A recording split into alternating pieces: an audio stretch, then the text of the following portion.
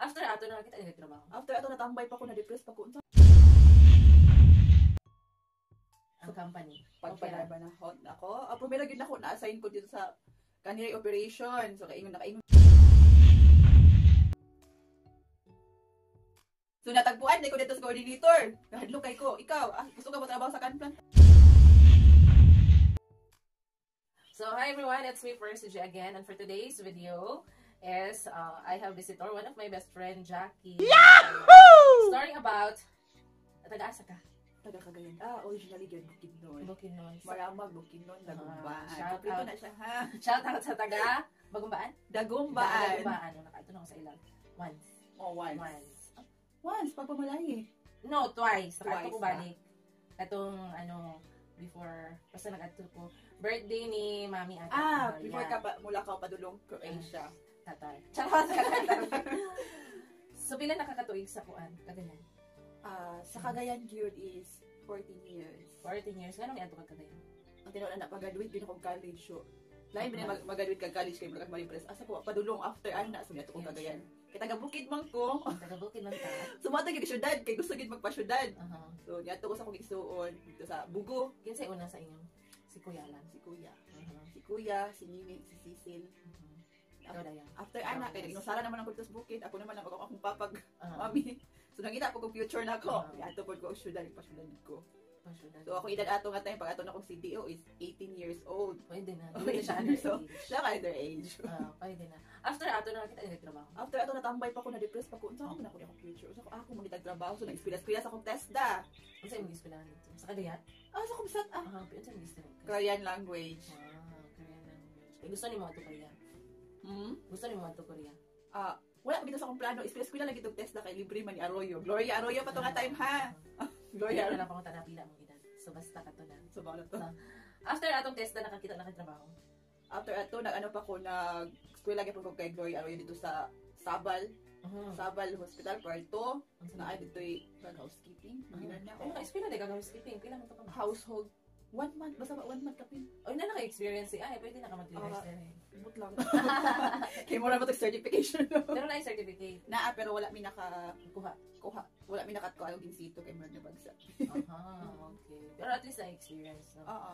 After ato nakita na trabaho After ato, so naman ko'y kaila sa school na akong TESDA. So girefer po ko niya sa iyang friend to hiring daw ang Del Monte Asia Pro. Asia Pro under me sa agency. Agency. Asia Pro. Moto nga time. Del Monte Company. Moto nga time kay kuan gid kay ko kung gitag trabaho. So thankful po nga gihatag sa Ginoo nga natagaan si ko yung trabaho. Pila di makabuk na sa ema nagsuon. Kami pulo gid mi na ko'y kambal. Pero siyam na lang kay namatay akong kambal. Kita pila ka? Siyam. Wow. Pero pulo gid mi. Manghod ka manghuran. Unsa imong pangita dito sa Bukidnon? Akong papa farmer. Unsay product dito? Mais, tubo, humay. So luag tayo magyuta dito. Dili mapunta to lang na sindera ato. Luag magyuta. Kung sa mga pinobre bitaw nga mga tao nga hinambog ba? Oo. Kung asay mo tama ning matan-aw amo anang yuta. Kung asay mo tama makita amo anang yuta. Oo. So imong pagpanarbaho kumusta man ang company? Pagpanarbaho ako. Primero gid nako na-assign ko dito sa kaniri operation. So nakaingon gid ko nga first na ako ka job. Kung mo ni nag-ingon sa kong ginikanan na kung mo earn kag money, imo ginatuluan og singot. So ang imong pagpaningkamo makakuan ka kwarta, tuluan gyud nimo singot. Ingo dili man dali mangitag kwarta. Ay na ko na-realize ha pagsugod na akong trabaho. So mo gid ako na experience so kapoy man di ay tuluan gyud nimo singot kung gusto ka makakuwarta. Tuluan gyud og singot. Tuluan gyud og singot ang magtrabaho. So mo to yung timanan ha, ang pagpangitag kwarta, tuluan gyud og singot. Imo nang trabahuan, paningkamutan. After sa kanari asa na assign. After sa kaniri ato kay anong na-assign ka sa line department? Mo man lagi nang medyo kinang-kinang po taga major. So natagpuan ko dito sa coordinator. Nahadlok kay ko, ikaw, gusto ka ba trabaho sa Canplan? Una-una ko. Unsa man ang Canplan? So ako imagination jud, dili mga lata ha. Ako imagination mga tanong, nasa daghang tanong dato. Okay. Plant man among gibasihan ang buko, plant na gibasihan. Pila lang kayo sa ito? So after sa cannery, 1 month ko sa cannery. So pag start na ako sa Canplan, so dawat man ko nung hay ko to sa Canplan, bahin ko department, sugod ko og June. So June 2010 pa ingon sa 2014. So pila na ka years? 14 years. ba? Oh. Grabe ka loyal yun. Oo. After atong anong nag-decide ka nga mag-OFW? Nag-decide ko nga mag-OFW for a change. So kita masigutanan nga kayang kuan. Okay, future plans atong kinabuhi. Kung gusto ko mo level up, gusto ko mangita og way. So ang first man yun na ako yung dream is mag-abroad. Pero kay eskwela pa ko Korean language, pero kay katong nga time naminyo ko, magsige ko attempt nga mag-abroad, pero magsige man pud ko kabros. Para kaingon ko nga, dili siguro sa kuha pa. Dili pa siguro pa ako ang abroad. So, makita na ko akong anak gagmay pa kaay ko nga dili para sa kuwang abroad.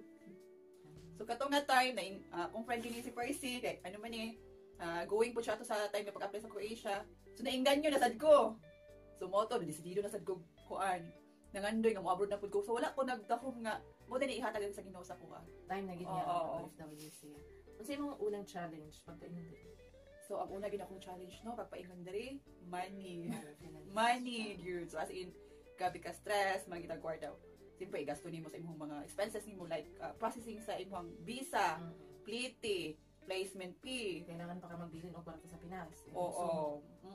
So mo pa nila, no? Pwede ka ko. Mas bagay dili raman pud ikaw sa lugar na mapapa pero masis bayad pud ta pero ni. Oo, kinagmay jutay. Next na yung mga challenge unsa? Diri. Ang pag-abot ako next challenge nako. First of all, good. Siyempre diri atong lugar. So lain lagi ning kwanta gikan tag Pilipinas so kanang mga blandi mga kuan mga foreigner sa Pilipinas sa kita artista na sa tuwa. Oh, pag-abot ni wow, mamiss ka sa mga tao ang mga kuan pero ang pinaka-challenge ako first nako sa trabaho, language. Culture. Pag dili ato ang lugar, ang pinaka number 1 yun nga kalaban nimo is homesick. Kailangan nimo solusyonan ang imong homesick. Although libre ta wifi diri, libre wifi pero emotional damage lahi ra gid siya. Ay sa ato lahi ra ang nature sa trabaho, di ba? Compare diri. Lahi ra. Kay diri pa man mura man mi og si Sarah. Kung sa dili tanan ha. Kung sa Pilipinas ha, magkatawa-tawa nagtrabaho diri seryoso. Serious. Wala sa ila. Pero depende siguro sa imong environment. Pero na-amaze ko nga ang mga babae diri. Kusgan kaayo mo alas sa og isa ka case nga red horse. Charot. Beer. Kusgan yung mga babae. Dili pwede diri ang pabebe. Wala. Sa imong kuan, sa imong nakalampas na kaato, unsa imong mga next step? Nalampasan na nimo ang homesick, nalampasan na nimo ang mga language. Unsa na may next plan? Language good no. Parang language magid alig gamay lang. Masterize good pero language kay mas advantage gyud siya kung makahibalot sa lengguwahe nila, no? So, unsa imong ma-advise? Ikaw as a mother, as a wife, unsa imong mga advice sa mga minyo na naadiri? So, ako ma-advise yun no sa mga minyo na naadiri. Be strong. Ayaw cute padala sa temptation. Kaya daghan na din. Laban lang cute. O, story happy mong pamilya. Ampo. Prayer. Una-unaon ang unsa imong nganong na-decide ka mag-OFW para asa. Dili mo para mag-happy-happy ta. Ang dili for the future, so kailangan nato essential. Dapat na kay goal sa imong unsa imong purpose pag abroad nimo. So mo to imong i-sync sa mind nga ano siya. Ma-advise nimo sa gusto mag-OFW. So ang ma-advise nako sa mag-OFW. So first gyud diri magtigom. Dapat na kay goal sa imong pag-abroad nimo kay nag-abroad ko kay gusto ko other ko Yes, na ako'y goal sa akong family, sa akong future pohon ha. Okay na. So, wala kayo mga kuan sa imong mga kauban sa panimalay or trabaho. Unsa imong ma-advise sa imong as a housemate? Unsa may imong housemate? Sa kuan lang yun no. Ako wala mo problema sa akong mga housemate. Tanan man okay sila sa kuha. So, sabay lang gid sila gyud. Sabay lang gid sa agos ng buhay. Kung naay kuan, kung naay sekreto, ayaw pud pag una-una marites kay awayan man. Panya akong sa work pod no, kung kaingon ka nga kanang kuan man ni sila anya. So dili day dapat kuhaon nimo ilang loob. Kay nga no, be yourself. Kay magustuhan na kanila. Tinuod na be yourself yun. Kailangan ka magsipag. Masipag ka, magpapakatuo ka sa iyong sarili. Okay, mo na ilang ganahan. Ayaw pag galang kuan nga, nagreklamo ko kay kuan kani kuhaan lang ilang loob, ganahan na sila sa imo. Everybody loves you. So, as ano, FW, kailangan mo baka mag-explore kung hindi na ka gusto. Oo, kaayo. Kung example, kung ano nga trabaho, kung gusto ka another work, pwede din kaayo. Pwede. So, dili ta mag-ingon nga, dili ra ko. Mm-mm. Pero kung choice choice na nimo. Dili ra ko. Of course, kita tanan gusto man ta mo level up no. For a change, better future. So need yun mo level. Kailangan gid ka mo mo ambak ba? Syempre, with prayer, di mo gina makabot. Nabasa ko, 14 years ko na nga ndoy mag-abroad pero painful, karon gyata ni God. So dili para sa ko ang Asia, Korea, para sa ko ang Europa. Yes, ma-explore ang Europa no. Sa imong next journey dayon sa imong hoping. Akong hope no, unta ang environment okay, colleagues okay, colleagues sa okay, unta sila. So with my previous job, unta same lang gyapon nga di sila okay sila sa ko, di sa kuan nga tao. So kano sa imong plano ulit? Ang plano sa muli, so ang kung sa gingon sa inyo, kayo na muli pa rin sino, magtigom para mo uli. Kaya sa yun ang muli. Very expensive. Expensive kayong pamasahe. No? Tinood na ang abroad, wala gipunit ang kwarta. Gipaning kamutan, gituluan, o singot. So, gili, may sing tanon na rin. Tulog yun diha. Oo, pero ang mga kamot, gikaliw-kaliwan. Ano na, sa tawag din na. Nagigiligi na sa hardworking. Hardworking kayo. Ang dili man gani sa kuan sa chemical. No? Pero kaingon ka ang trabaho sa Pilipinas, dili bigid na siya yung kanang pareho nga dito, pabibigay ka. Makimik-kimik ka diri. Ang trabaho sa lalaki ha, trabaho na sa babae. So mao na akong na kuan diri. Pumiro gid akong trabaho diri, murag jud ko pang kuan. Purag paralyze akong kamot di na kadaog kay. Wala gid na mapokus jud ka kuan. Pugos man gid. Pero mo man imong gusto wala. Choice mo na nimo. Go padayon. Ay ka walang pag-asa. Wala lang yung sildo. Sildo ba? Sildo na. Ay gagol, ay gilak, ay gol.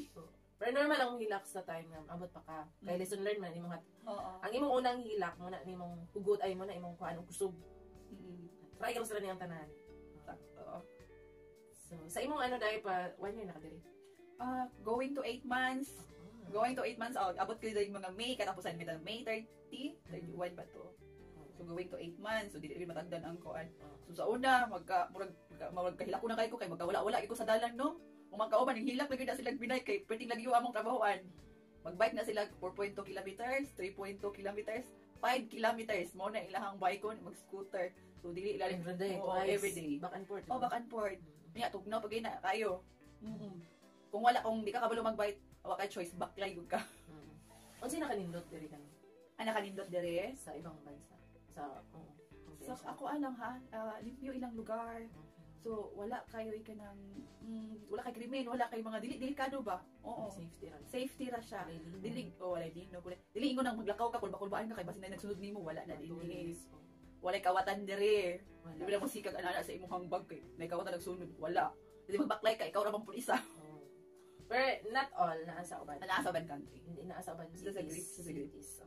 Ba? Cities. Pero dili sa ako so far. Siguro sa France. Safe me. Sa France. Sa Paris. Oo, daw. Maingon.